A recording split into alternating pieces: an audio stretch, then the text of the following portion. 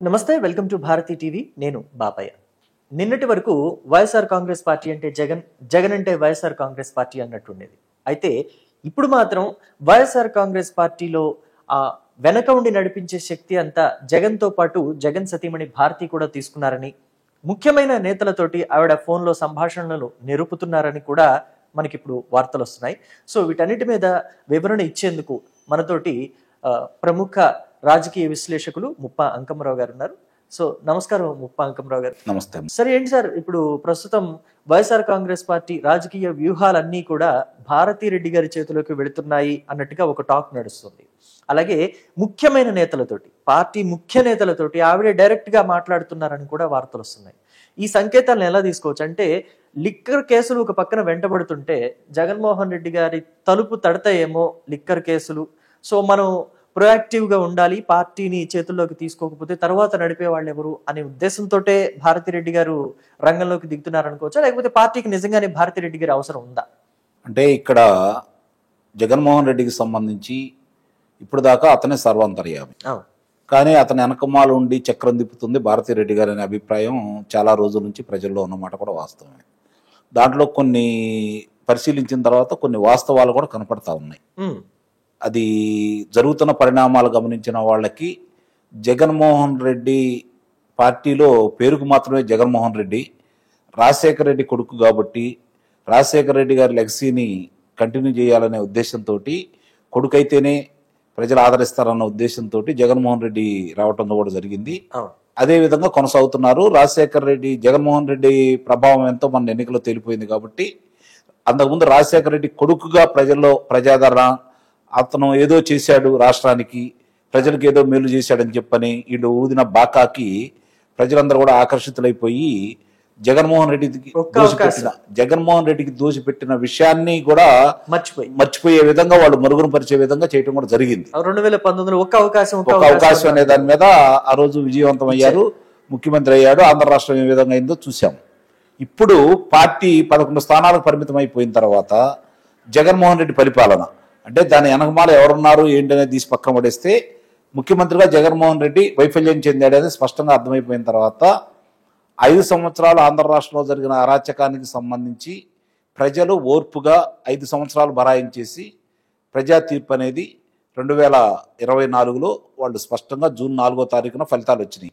మే 13న వాళ్ళు ఓట్లేస్తే జూన్ 4న ఫలితాలు కూడా రావడం కూడా జరిగింది. తిరస్కరణ అంటే ఇక్కడ చాలా స్పష్టంగా అర్థమైంది ఏంటంటే ప్రజలు సమన్వయంతో ఉన్నారు అంటే అవకాశం లేక వాళ్ళు మిగిలిన రాష్ట్రాల లాగా బజారుకు వచ్చి హడావుడి చేసి గొడవలు చేసి గందరగోళాలు చేసే మనుషులు అయితే కాదు ఆంధ్ర రాష్ట్ర ప్రజలు. కాబట్టి వాళ్ళ అవకాశం కోసం ఎదురు చూశారు, అవకాశం వచ్చింది, 11 స్థానాలకు పరిమితం చేశారు. ఇప్పుడు పార్టీ పరిస్థితి ఏంటి? జగన్మోహన్ రెడ్డి ఈ మధ్య మాట్లాడే కొన్ని విషయాలు కావచ్చు, అలాగే ముఖ్యంగా సజ్జల రామకృష్ణారెడ్డి మొన్న మాట్లాడిన విషయం గల జగన్మోహన్ రెడ్డికి సంబంధం లేకుండా అతను పిలవటమే వాళ్ళు చేసినటువంటి తప్పు.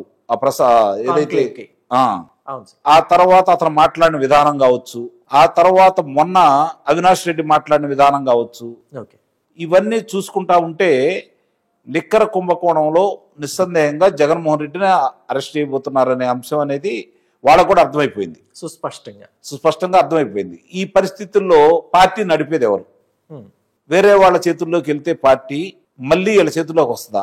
అవినాష్ రెడ్డిని జనం ఒప్పుకుంటారా, సజ్జల రామకృష్ణారెడ్డిని ఒప్పుకుంటారా అని చెప్పి కనుక వాళ్ళు ఆలోచించుకుంటా ఉంటే వాళ్ళిద్దరు కలిసి మొగ్గు కంటే కూడా భారతీరెడ్డి అయితేనే బెటర్ అన్న ఉద్దేశంతో వాళ్ళందరూ ఉన్నారని, సహజంగానే ఏ ప్రాంతీయ పార్టీ అయినా సరే వాళ్ళ చేతుల్లోనే ఉంటుంది, ఆ కుటుంబం చేతుల్లోనే.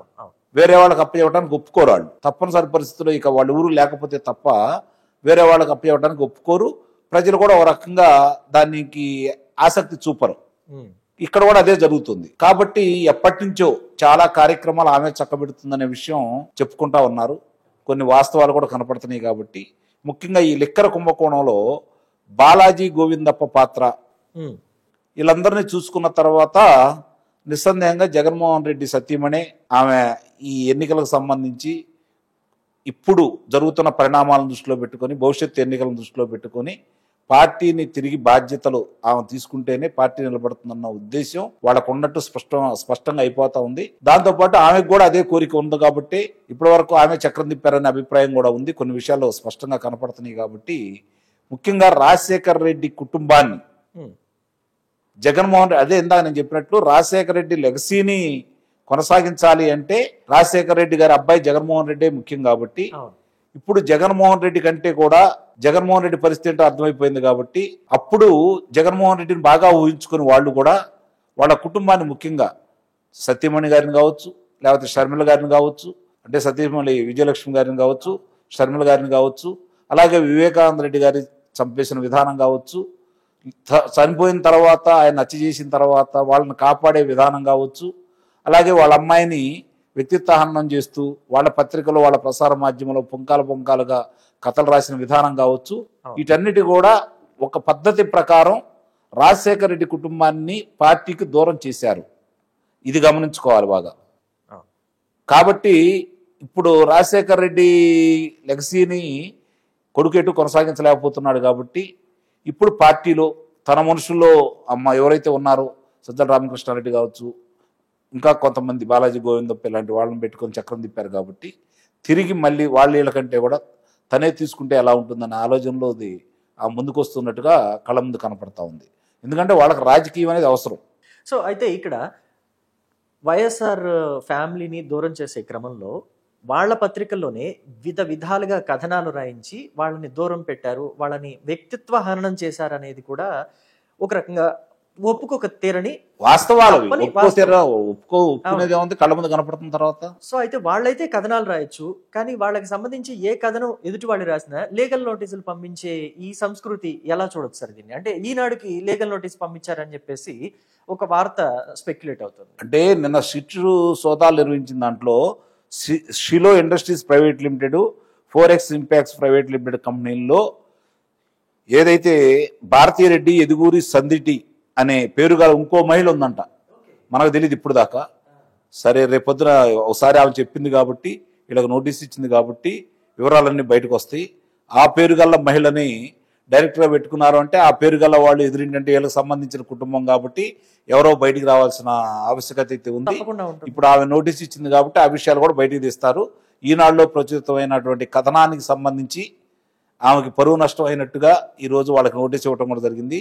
ఈ లెక్కన ఈ కూటమి ప్రభుత్వం అధికారంలోకి వచ్చిన తర్వాత ఇప్పటి వరకు కావచ్చు, ఈ 15 నెలల కాలపరిమితిలో ఈ రోజుతో చూసుకుంటే 10 రోజులు పూర్తి అయిపోయినాయి. అలాగే గతంలో 2014 నుంచి 2019 వరకు కావచ్చు, వీళ్ళు అధికారంలో ఉండగా ఆ పత్రిక, ఆ ప్రసార మాధ్యమం ప్రచురించిన కథనాలకు సంబంధించి ఇప్పటి వరకు కూడా ఒక్కసారి వీళ్ళు నోటీస్ ఇవ్వడం కూడా జరిగింది. ఇప్పటికైనా సరే ఈ కూటమి ప్రభుత్వం కళ్ళు తెరుచుకుంటుందేమో, వీళ్ళకి కాస్త రోషం వచ్చిద్దేమో చూడాలి.